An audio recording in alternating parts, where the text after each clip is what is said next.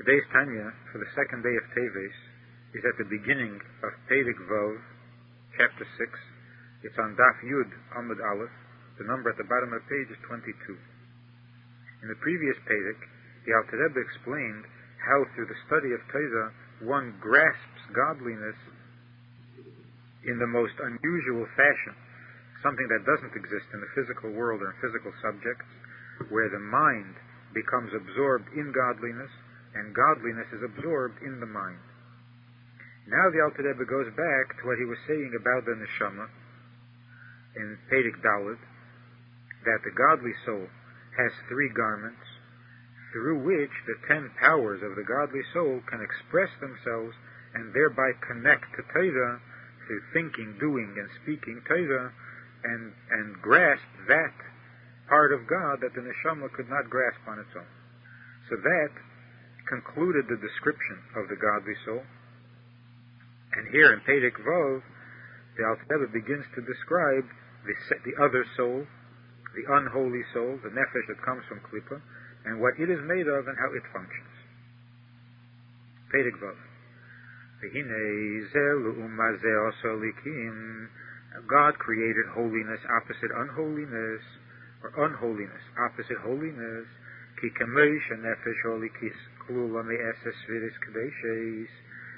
as the godly soul contains 10 holy attributes, and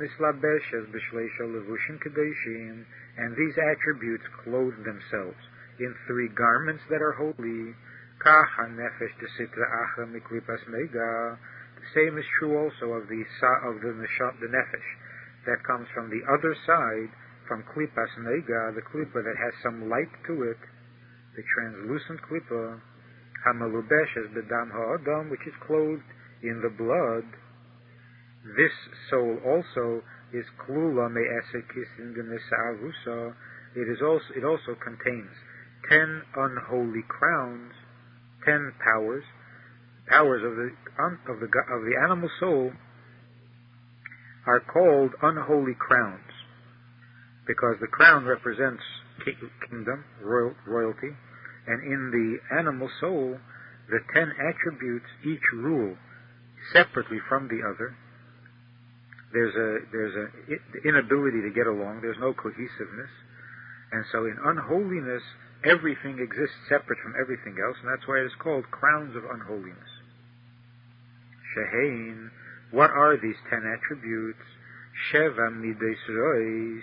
There are 7 attributes that are emotions, and they are evil. Habois me'arba yiseidis vayim hanal. And they are derived from the 4 unholy elements, as we learned earlier. That from fire comes anger and arrogance, from water comes the pursuit of pleasure, and so on. So there are 7 emotions which are unholy, and seichel hamelidon, and then there's also the intelligence that gives rise to these 7 emotions, hanechlak l'sholesh, and this intelligence. It is divided into 3 parts, shehein, chachma, bina, vadas, moker hamidis. They are chachma, bina, and das, which are the source of the emotions. So in the animal soul, there are also 10 powers. There are the 7 emotions, but they are unholy, and they are derived from the 3 intellectual faculties, Chachma, Bina, Das, and they too are unholy. Ki hamidei seim lefi erech haseichel. The emotions are derived from the intelligence, from the seichel, because in that the emotions are comparable or commensurate with the intelligence. According to the intelligence, the emotions will grow or decline. As we see, we see that a child desires and loves insignificant things, of no value. Why is that? Because his intelligence is too small and undeveloped to appreciate, to understand things that are more valuable. So because the mind does not appreciate the value of that which is more important, Therefore, the emotions also get involved, respond to those things that are insignificant, unimportant. When he gets older, he doesn't do anything to change his feelings, to shift his love from the insignificant things to the more significant things. It happens automatically as his mind moves on. As his mind begins to appreciate other things, his emotions move to keep up and be commensurate with the mind. The same is also that he gets angry and upset over insignificant things. So we have both love and fear, or anger, chesed and gvura. The same is true also in pride and in other attributes, that he glories in insignificant things. He prides himself in insignificant things. And the same with all the 10 attributes, which are unholy,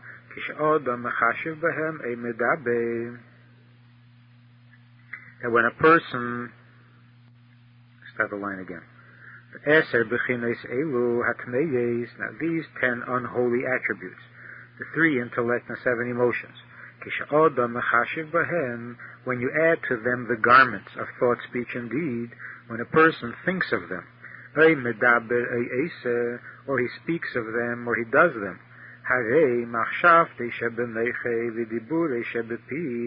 then his thought which is in the mind, and the speech which is in the mouth, and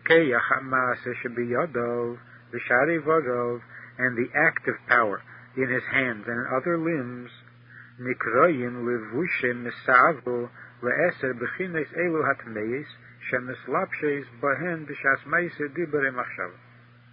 these are called unclean garments, unholy garments, because they are garments to these unholy attributes that are clothed in the garments while the person is thinking, speaking, or doing them. Let's go back for a moment to notice the difference in the Alter Rebbe's description of the godly soul versus his description of the animal soul. In the godly soul, the Rebbe emphasized how the emotions are born out of intelligence, out of seichel. And when a person understands the greatness of God with chachma and with bina and with das, then he gives birth to a love of God and a fear of God. There's an actual intimate relationship between the seichel and the midas. The seichel gives birth to the midas. And first, the Alter Rebbe describes the seichel. What is chachma? What is bina? Then he describes the emotions, love of God, fear of God, beautifying God, and so on. Here in the description of the animal soul, first of all, the Alter Rebbe mentions the midas, the emotions, before the seichel.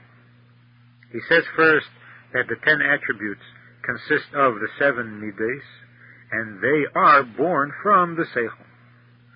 But then the Alter Rebbe says that the connection between the seichel and the midas is that the midas are commensurate with the seichel. The seichel is the source of the midah, but not necessarily the father and mother, and that the midas are born from the seichel. And that is because in the animal soul, the emotions are stronger than the seichel. They are more dominant, whereas in the godly soul, the seichel is more dominant than the emotion. Also, in holiness, there is a relatedness. There is a true birth and a yichus. The emotions, the children, are truly connected to the parents, whereas in unholiness, the children, even though they are the result of the parents, but they are not truly born of the parents. Unholiness does not truly reproduce itself. And that's why the Alter Rebbe is saying that we see the connection between seichel and midas, not in that the seichel gives birth to the midah, but that the seichel draws the boundaries or sets the tone somehow for the emotion, and the emotion follows. So the relationship between the emotions and the seichel is that a child, because he is mentally not developed, he is therefore emotionally also not developed. He desires little things, and when his mind grows, his emotions grow as well. But that is not the same relationship as in the godly soul, where the emotions are born of intellect. Now, when these 10 attributes are expressed in action, these actions, or speech, or thought, are called unholy garments. So the animal soul has 10 attributes, like the godly soul. It also has 3 garments, like the godly soul, but the attributes are unholy, and when they express themselves in garments, then the garments are also unholy. Now, what are these thought, speech, and deed of unholiness? Hein heim kol hamaisim asher nasim tachas hashemesh. What are unholy thought, speech, and deed? Anything under the sun. Asher hakel hevel v'rois ruach. Everything in creation, everything in existence, is evil and bad-spirited. As the Zayah says in Bishalach, shein tviru derucha, that they destroy the spirit, the ruination of the spirit.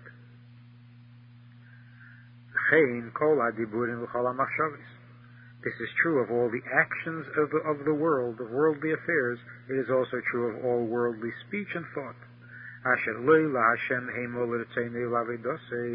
Anything that is not for God, not in fulfillment of His will, or in the service of Him, all of that belongs to unholiness.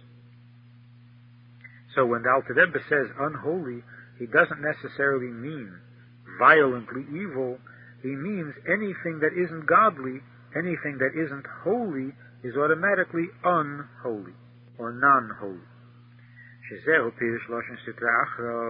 Because that is the meaning of the expression Sitra Achra, other side, Pirish Tzad Acher She'eni Tzad HaKdusha. It means anything that is other than this. Other side means anything besides this side. So whatever is not on this side belongs to the other side. So if it isn't holiness, then it is unholy. So if we want to define what unholiness is, we really can't do that. We have to define what is holy, and then anything that doesn't fit that description is unholy. So Alter Rebbe goes on, Tzad HaKedusha, and how do we define what is holy? Holiness is Einei Elo Hashra V'Hamshacha Mikdushos Shel HaKadosh Baruch Hu. Holiness means the presence and the expression of God's holiness. That which draws godliness and expresses godliness, that is holy. In other words, that which is transparent. The Ein HaKadosh Baruch Hu Sheida El Al Dover Shabotel Etzli Yisbarich. And where does godliness shine? Where can God be seen? Only in that which is completely nullified, completely bottled to Him, and therefore does not block out godliness. On the contrary, lets godliness shine through. What is this that is bottled, that has this transparency, that allows godliness to show? It comes in 2 forms. Bein bepeil mamish kemalochem el yenim. It comes in the form of an actual bittul, a completed bittul, as exists among the angels. The angels are holy because they permit God to shine through as a result of their own bittul. They don't obstruct godliness. Bein bekayach, it also comes in a potential form, that there are those things that are potentially bottle, kechol ish Yisrael lemata, as every Jew is here on earth.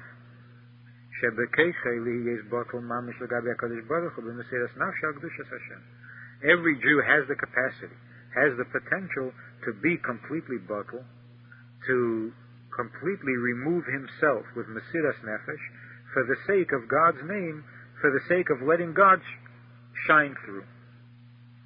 And this Mesiras Nefesh exists only in Jews, because Mesiras Nefesh means the ability to put yourself aside completely. Whereas when a person dies for a cause, he's not putting himself aside necessarily at all. Mesiras Nefesh among non-Jews is not necessarily the same thing as bittul. And therefore, the bittul of a Jew shows in Jewish Mesiras Nefesh. And that's why the sages said, Sha'afilu echad yeshiv, ve'esek b'teizo, that even if one person alone is sitting and studying Torah, Shechina Shruya, the Shechina rests on him. That's if he's studying Torah.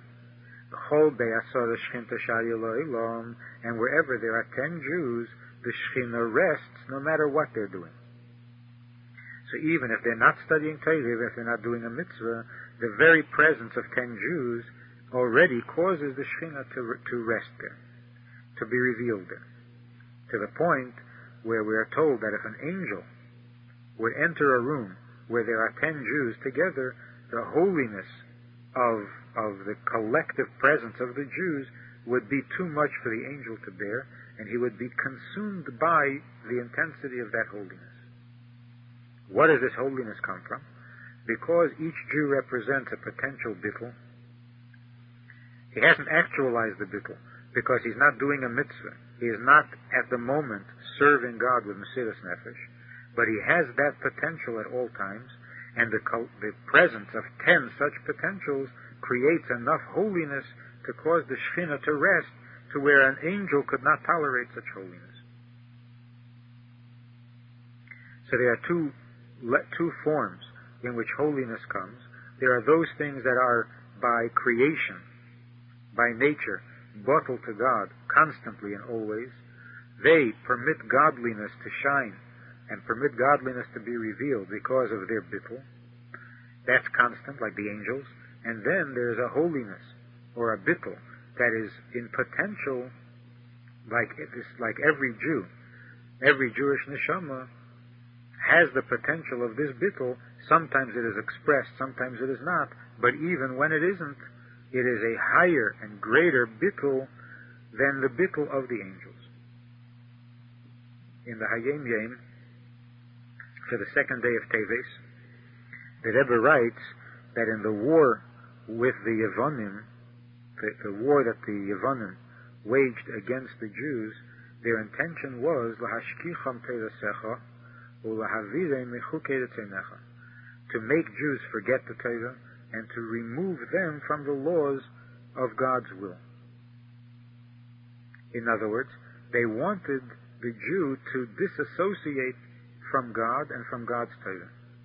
And as it says in the Medrash, that they were told to write that they disavow any part in the God of Israel, that they have no part in the God of Israel. The entire war of the Yevonim was against godliness. Their argument was, let them study Torah, let them do mitzvahs that make sense and serve a human purpose, as long as they don't mention that this is God's Torah, that the mitzvahs are God's will. To not mention in Torah and mitzvahs the presence of godliness.